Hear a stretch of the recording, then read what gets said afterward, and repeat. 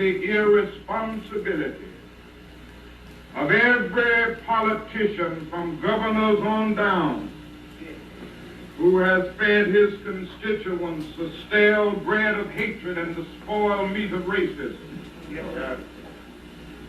He was murdered by the timidity of a federal government that can spend millions of dollars a day to keep troops in South Vietnam and cannot protect the lives of its own citizens seeking the right to vote.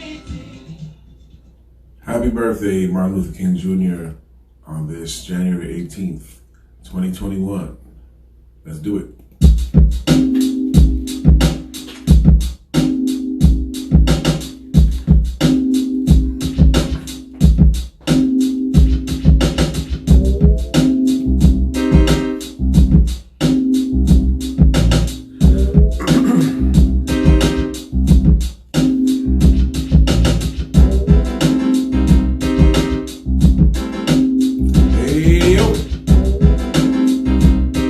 Episode 5, D.E N CITY tonight. How's everybody doing this Monday, January 18th? Happy birthday, Martin Luther King. And I hope everybody's doing great. I hope everybody's had a great couple of days. I hope you had a great weekend.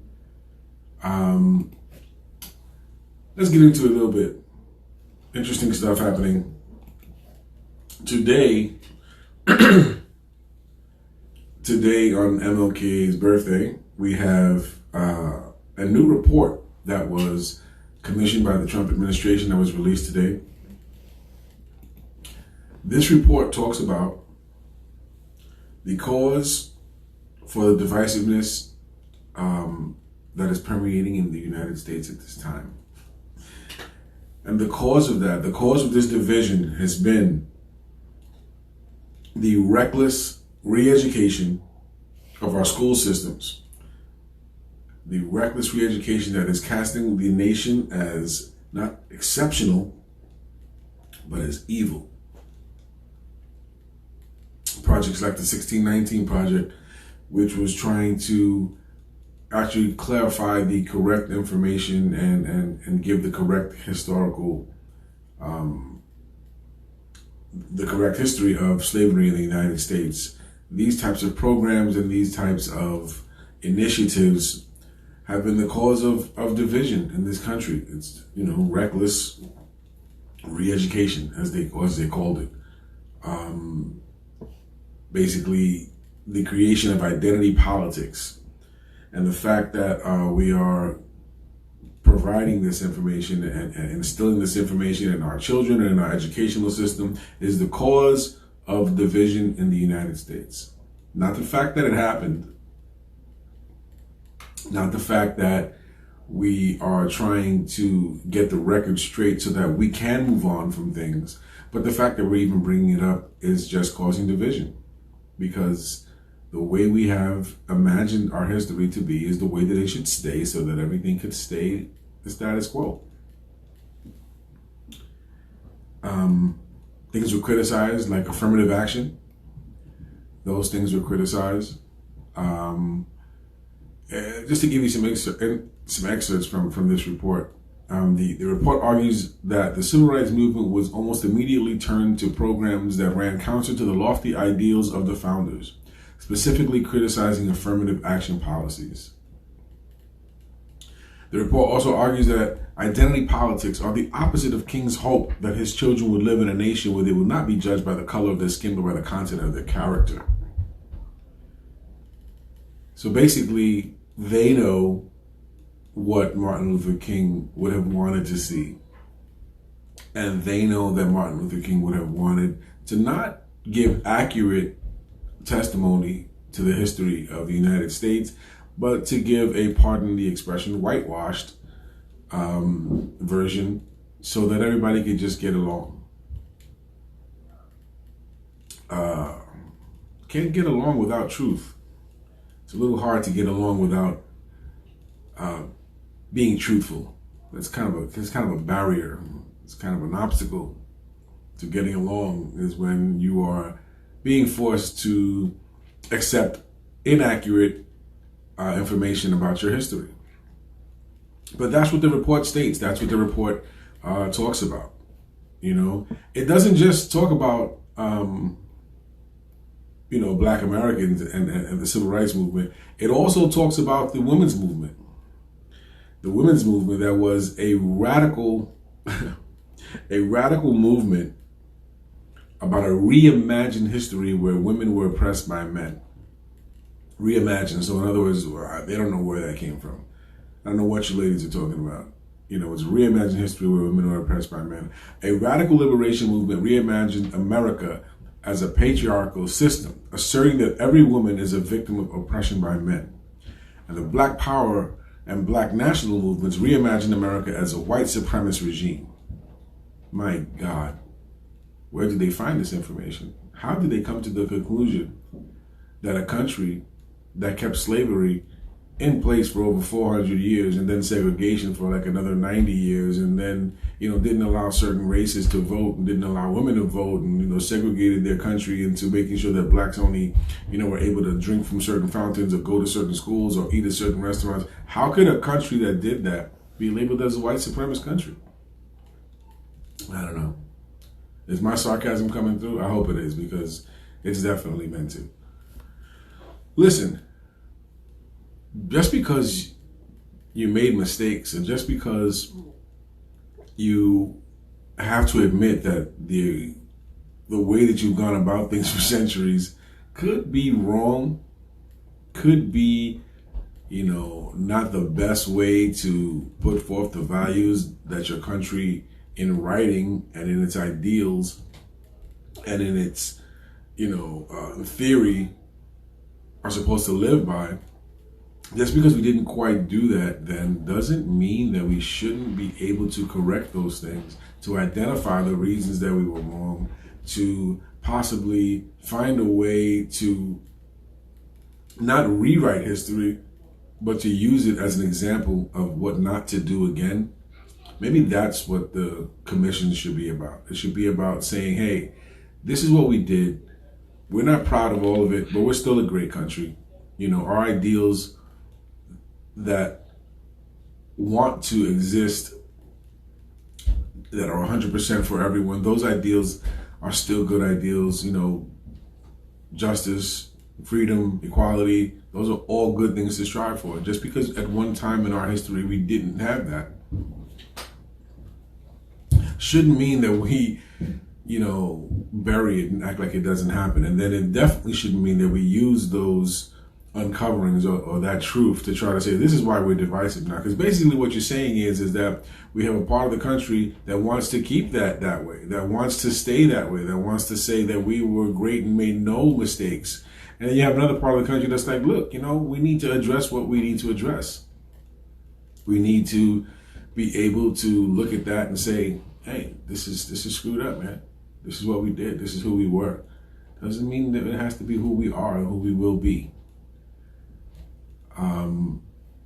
It's just interesting. It's interesting how this has come up, and it's amazing to me how people in certain in the political arena can find a way to turn this into something where it's wrong to get to the truth. Identity politics. Crazy.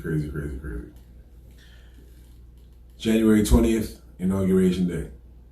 Can't get here soon enough. And the fact that this report came out on Martin Luther King's birthday, I don't know if the timing was just impeccable or if it was intentional, but it sure creates one hell of a crazy juxtaposition. And it's funny because I've never had a reason to use the word juxtaposition, I think maybe any time in my life, but I used it. I hope I used it right. We'll see. So, again, it's been a crazy week. I have spent the last 24 hours at work, where I work, because we wanted some extra coverage just in case white supremacists wanted to go crazy on Martin Luther King's birthday, which we kind of all thought was kind of funny, kind of ridiculous, but I guess they were just being precautionary and wanted to give away a lot of overtime. So thank you for that, appreciate it. But I'm very tired, and I wasn't really prepared for this show today. But I'm always going to come to you no matter what. And, thankfully, you can always rely on the United States government quite often to give you something to talk about when you don't have any other topics to delve into. And this report from this commission just was perfect timing. Thank you, Trump administration. I appreciate it. Switching gears a little bit. Well, switching gears a lot, actually. We have a couple of updates for my New York Yankees, even though I'm wearing this Astros jersey. I am not an Astros fan, but I am a fan of this retro jersey. I've gotten so many compliments over this jersey over the years. I've had people that have stopped me in the street, hey, I love that jersey. I've had a woman that was from Texas that made me take a picture with her because she just wanted to take a picture with me in the jersey. So it's definitely been a conversation starter, and it's one of my favorite shirts that I own. So that's why I'm wearing it. But back to the Yankees. Finally, the Yankees have a six-year deal, $90 million with DJ LeMahieu, which is a candidate for MVP. He has been killing it for the last couple of years, and they wanted to lock him in finally. So they did that. They also picked up left-handed Corey Kluber on a 1-year, $11 million deal. He's coming off 2 years of injury, but they're hoping that he can regain his form and be a deciding factor along with Jarrett Cole and the other guys. I don't know if we're going to keep Tanaka or not. I'm not even sure if we've made any headway with that, but there's a possibility that he may be going. And Aaron Judge, they signed a 1-year deal for $10.175 million, locking him up for the year. I guess trying to move toward the pack when they're going to have to give him either a multi-year deal or, see if that he's part of the future, which I can't see anything otherwise. And I'm looking forward to this week coming up in football. We got Tom Brady against Aaron Rodgers coming up. Tom Brady won the battle of the old Gerald Hall series between him and Drew Brees. And I think I have to say, as much as I dislike the Patriots and if Tom goes into Lambeau Field and beats Aaron Rodgers, what can you say about this guy at 40, whatever, 105 years old, whatever age he is? What do you say about him? He's got to be the GOAT in that aspect. I mean, he left his comfort zone and he had the ability to reinvent himself with a new offense, new team, new surroundings, and he's almost on the brink of getting back to the Super Bowl. It's like my feelings with as a Knicks fan with Jordan. I hated the man, but I had to respect everything that he accomplished and everything that he did because it was amazing. It was amazing. And speaking of the Knicks, after a 5-game losing streak, where I just figured that they were back to being the same old Knicks. And some could say that they are, but then yesterday they went out and demolished the Boston Celtics, who are, ahead in their division. They beat them 105-75. True that they didn't have Jason Tatum, so I guess that's something, but hey, you play with the cards that you're dealt, so they still possibly could have, definitely won that game, but they didn't. Boston didn't. They got beat by the Knicks, and that's the second team that they've beaten like that, and both those teams have been, some of the best teams in the NBA. Have beaten the Bucks last time by 30 points, and again they beat Boston, and then today they won again against the Magic, 91-84. Magic hasn't been doing so good as of late, so you can't really look at that. But you're supposed to beat the teams that have a worse or similar record than you. You're supposed to do that. So I'm hoping that some shifts and some guys that have come back. This guy's quickly has come back. Toppin's come back. 2 days in a row. Barrett has gotten he was 20. I think he was 19-11 on Sunday rather, and he was 20-11 or something like that today. So he's coming along. Hold up on that, calling him a bust, because give him some time to develop. So I'm happy that they got back on a two-game winning streak. Let's see where we go from there. Like I said, there wasn't a lot for me this week. I have been at work and I have been really bogged down, and unfortunately, there's not a lot this week that I want to touch on. But I do want to touch on this last topic, and that is, well, it's not really a topic per se. It's a suggestion for any of you guys that are out there that have wanted to test your ability to learn new things. This past week, I have started on two different endeavors that I didn't think I would be going on. I won't get into them too much, but I'm trying to test my limitations into what I can accomplish, not only with this podcast, but just with things in general. I'm trying to create some different streams of income and streams of positivity. And I just want to say to anybody out there that's looking at something or having people, I say this quite often. It's not the first time I said this on this show. I think I said it in the first episode. To keep pushing yourself. Keep pushing yourself and keep away from the negativity, because you're going to get a lot of it. You're going to get people that really don't think what you're doing makes any sense, and you got to keep moving forward, because we all just want to be, just want to be happy. As simple as it sounds, as corny as it sounds, we all just want to be happy, and we want to do things that bring us joy. Which brings me to my last little story. Before we go tonight, again, it's a little quicker show tonight. The story is called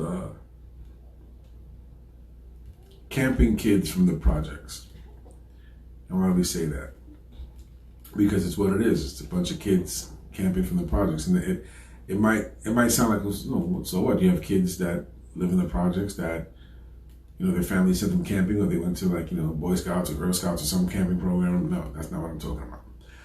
What I'm talking about is a group of kids, teenagers, who instead of hanging around their neighborhood decide that they want to ride their bikes across the George Washington Bridge, up the 9W highway, all the way toward almost Bear Mountains, and then climb down mountains to the bottom of those mountains, which is right by the river, and basically camp out on their own, with whatever they can come up with. And that's what we used to do. That's what my friends and I used to do every once in a while. We would get on our bikes and we would ride up to the George Washington Bridge, and we'd ride over the George Washington Bridge. And we'd be having flats, and people would be slow, and we'd have to wait for people to catch up, but it would be like 13 of us. It would be a whole group of us, man, just riding up the highway, 9W, across the side of the road. Cars flying by, doing 80 miles an hour, and we were riding our bikes up the side of the road, and we would pull up to, it was a ranger station, actually, this was the most harrowing, crazy part of the whole thing, is that we would pull up and there would be a ranger station, but maybe 200 feet away from us. You'd see a sign that we rode all the way to the sign that said you were about to enter New York. So that was strange, in Bear Mountain. And then we would take our bikes and we would sneak down, the area next to the ranger station that went into this. Well, when you look at it crossing the George Washington Bridge, it looks like a cliff, but it's not a cliff. It's basically a hill, but it's kind of dangerous. So we would take our bikes, and all of us would take our bikes, and we would pile them up into a little ditch, and then we would cover them with leaves and all kinds of trees and branches and stuff like that, and we would leave them there. And then we would walk the rest of the way. And we would walk down these mountains, and we would, experience nature, and we would look at trees, and we would pick up all kinds of things, and then we would get down to the campsite, which was an actual campsite, and there was like a swinging tree. There was like a swinging tire there that swung out into the water, and then there was a little lighthouse that we could see from there. And we would literally camp out. We would, have our little sternos and pots and eggs, and we would just be pioneers for the day and forget the fact that we came from 170 from the projects, where there was a lot of drugs and a lot of poverty and crime, and just not the happiest place. Even though we were happy there, no, don't get me wrong, I love that part of my life in the sense of the people that I know and people that I met, but I don't want to stay there. And we would camp, and we would have fun, and we would tell stories, and the next day we would climb back up the mountain, get our bikes, ride back down, ride back over the George Washington Bridge, and then go home and be back to the realities of our neighborhoods and the situations that we had to watch out for. But for those nights, those brief nights, we didn't worry about sleeping outside. We didn't worry about what was going to happen and whether we were going to hear any kind of chaos or fights or anything like that. We just were out there, one with nature, a couple of kids from the projects. And, the moral of that story is not really a moral, but it's just that, every kid wants to have a freedom. Every kid wants to have the ability to use their imagination and the ability to be, one with everything that's around them. It was a great feeling, and I don't think we even understood how important it was for us to have that little getaway, to get away from our crazy lives, back in the hood, back in 170th and Washington and Webster Avenue. But those are great days that we did that, just not only the campsite, but the riding of the bikes over there, the freedom of riding your bikes along the highway, all of us being together. And I miss that. Those are great times. And if you ever any kids out there that are young teenagers, as long as you're being safe and you're in a good amount of numbers, go explore, go have an adventure, go do something different. Don't do the same old things all the time. You can create your own adventures. You can create your own fantasies, and follow through on them. And it'll be a time in your life that you'll never forget, never ever forget. So, on this Martin Luther King Jr. birthday, January 18, 2021, I want to wish all you guys all the love that you can muster. I want to wish you everything possible that can happen in your lives. I hope you make it happen. And basically, one love to everybody. Embrace your failures. They will prepare you for your successes. Embrace your failure. It's going to make you better. D.E N City tonight. Thank you for coming out. Check it out. I'm going to put all the episodes on my YouTube channel.